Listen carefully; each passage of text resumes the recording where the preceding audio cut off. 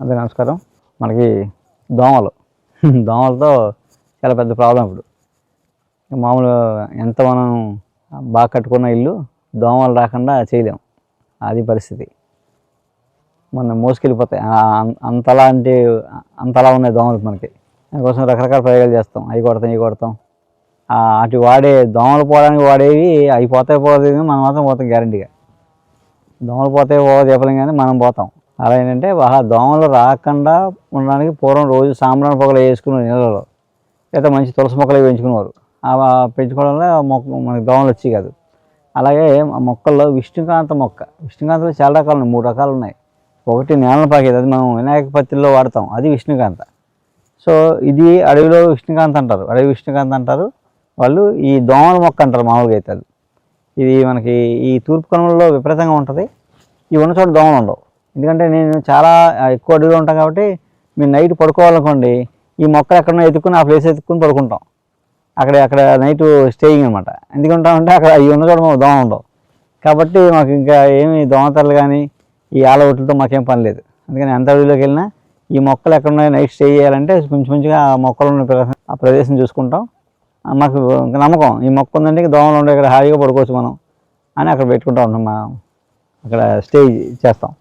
అలాగే ఈ మొక్క మనం కుండీలో వేసుకొని తులసి మొక్కలాగా మనం ఇంటి చుట్టూ కానీ కిటికీ దగ్గర పెట్టుకున్నాం అనుకోండి, దోమలు రాకుండా ఉంటాయి అన్నమాట. ఒకవేళ దోమలు ఉన్నా పోతాయి. అలాగే ఇది దోమలు రాకుండా పెంచుకోవచ్చు. మనం ఆవుట్లు వేసుకునే కన్నా అవన్నీ ఏంటంటే అవన్నీ రసాయనాలు. అంటే పురుగు మందులలో వాడే కెమికల్స్ వాడతారు. అట్లలో దోమలు పోగొట్టడానికి వాడే ఆవుట్లు కానీ ఇవన్నీ అట్లా ఉండే రసాయనాలన్నీ కూడా వెరీ డేంజర్. ఇలాంటివి చేసుకుంటే కొంచెం పరిష్కారం ఉంటుంది. బయట మొక్కలు లోపల సాంబ్రాణి పొగలు అలాంటివి వేసుకుంటే దూపాలు వేస్తే నెమ్మదిగా దోమలు చేరకుండా ఉంటాయి మనకి. ఇలా ఉండి ఉత్తరాయణ కాడలో ఉంటే దీనికి ముళ్ళు ఉండవు. ఉత్తరాయణ లాగే ఉంటుంది పైకి చెట్టు, ఆకులు కూడా చిన్న ఉంటాయి కానీ ముళ్ళు ఉండవు. ఇలా నీలం రంగు పూలు పోస్తాయి అన్నమాట. ఇది అడవిలో బాగా విపరీతంగా ఉంటుంది. మనం కూడా ఏం లేదు, ఎక్కడైనా పెరుగుద్ది. ఇది కొన్ని ప్రాంతాలను పెరుగుద్దని ఏం లేదు. మనం ఎక్కడైనా హైదరాబాద్ సిటీలో అయినా మన టెర్రస్ మీదనే వేసుకోవచ్చు, మన విండోస్లో పెట్టుకోవచ్చు, బాల్కనీలో పెట్టుకోవచ్చు, ఎక్కడైనా బతికేస్తామన్నమాట. ఇది కొంచెం మట్టి ఉండే చిన్న కుండీ ఉండి మట్టి ఉందనుకోండి, అందులో వేస్తే బతికేస్తుంది. ఒకసారి బతికిందంటే ఇంకా మీకు నిత్యం ఉంటుంది. ఇంక అది మళ్ళీ వచ్చి సీజన్లో ఉండి మళ్ళీ పోయి మళ్ళీ వేసవకాలం వచ్చిపోయి మళ్ళీ వర్షాకాలం మళ్ళీ చాలా ఉండదు. ఎప్పుడు వాటర్ ఉంటే ఎప్పుడు మొక్క బాగా అందంగా ఉంటుంది. చూడడానికి కూడా మంచి అందంగా ఉంటుంది మొక్క, ఇంట్లో పూల మొక్కలాగా. కొన్ని మొక్కలు ఏంటంటే వేరే దేశాల్లో కూడా ఉంటాయి, ఉండి మన దేశంలో కూడా అక్కడక్కడ కనిపిస్తుంటాయి. కొన్ని నార్త్లో సౌత్లో కొన్ని కనిపిస్తుంటాయి. ఏదో రూపంలో వస్తాయి, వచ్చి ఇక్కడ కూడా సర్వైవ్ అవుతాయి అనమాట. అలా వచ్చిన మొక్కలు మనం ఏంటంటే వాటికి పేరేముండదు. దాన్ని కూడా మనం చాలా ప్రయోగాలు చేసేసి ఎందుకు పని చేస్తున్నాం తెలుసుకున్నాం మనం చాలా. అలాగే తామర మొక్క అని ఒకటి ఉంటుంది. దీన్ని తామర మొక్క అంటారు. ఆ తామర మొక్క అని ఎందుకన్నారు? తామర పువ్వు కాదు అది, తామర తగ్గుద్ది అన్నమాట. రాస్తే ఆకు రాస్తే తామర తగ్గుద్దని ఎవరో ప్రాక్టికల్గా చూశారు. అది ఆకు రాస్తే తామర తగ్గుద్ది, తామర మొక్క వెళ్తూ ఉంటుంది. అలా ఏంటంటే అది యాక్చువల్గా మెక్సికోది. అది మెక్సికోలో ఉంటుందండి ప్లాంట్. అలాగే మనకి ఇక్కడ నార్త్ సౌత్లో కూడా ఈ ప్లాంట్ విస్తారంగా పెరుగుతూ ఉంటుంది. అది దేనికి వాడు ఓన్లీ స్కిన్. తామర వస్తే పైన ఆకు రసం రాస్తారు, తగ్గుద్ది. లేదా ఆకుని ఒక 100 గ్రాముల ఆయిల్, ఒక 20 గ్రాములు ఆకులు వేసి మరగబెడతారు. మరగబెట్టి నెమ్మదిగా మరిగిన చల్లారాక వడపోసి ఆ ఆయిల్ రాస్తే ఆ తామర తగ్గుద్ది అన్నమాట. అలాగే ఇంకా కావాలంటే కొంచెం బాదంసారు, 10 గ్రాములు బాదంసారు కూడా వేస్తారు. వేసి మరగబెట్టి ఆ ఆయిల్ రాస్తారు.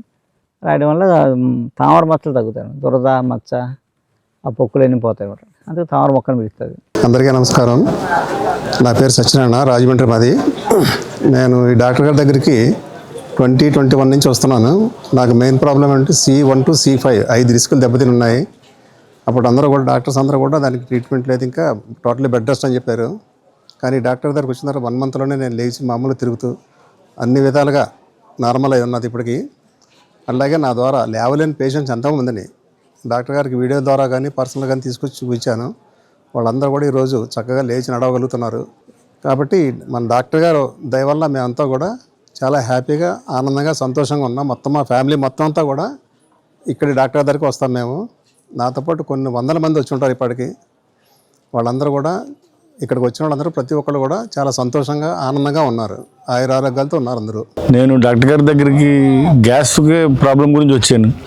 Gas Bhimavaram, Hyderabad, AIG, G V Rao garu అన్నీ తిరిగాను, ఎక్కడా తగ్గలేదు నాకు.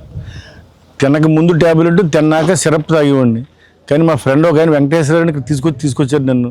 వారు వచ్చిన తర్వాత వారం రోజులకే ఈ డాక్టర్ గారు అయితే ఇంగ్లీష్ మెడిసిన్ కూడా వాడమన్నారు, కానీ నేను వాడలేదు. వారానికే మానేసి ఇంగ్లీష్ మెడిసిన్ కూడా ఈ వారం నుంచి తగ్గడం మొదలెట్టింది. ఇవాళ మొత్తం టోటల్ గ్యాస్ ఈ ట్యాబ్లెట్ తప్ప వేరే వాటలా అంత అద్భుతంగా పనిచేయింది. అది చెప్పడానికి వచ్చాను నేను ఈయన దగ్గరికి. కేవలం మందులు మామూలు కొరియర్లో వస్తాయన్నారు, కానీ నేను ముందే ఈయన చూసి కృతజ్ఞత చెప్పి వెళ్దామని వచ్చాను ఇక్కడికి. బాగా పనిచేసింది, చాలా ధన్యవాదాలు. హాయ్ అండి, నా పేరు విజయలక్ష్మి. నేను పాలకొల్లు నుంచి వస్తున్నామండి. నాకు 1 year అయింది బ్రెయిన్ స్ట్రోక్ వచ్చి పెరాలసిస్ వచ్చింది. ఇక 3 months నుంచి ఇక్కడ వర్మ గారి మెడిసిన్స్ వాడుతున్నాను. 2nd dose వేసుకుంటున్నప్పటి నుంచి నాకు రిజల్ట్ బాగుందండి. కొద్దిగా రిజల్ట్ కనిపించింది, బాగుంది. మందులు వేసుకుంటుంటే బాగుందండి.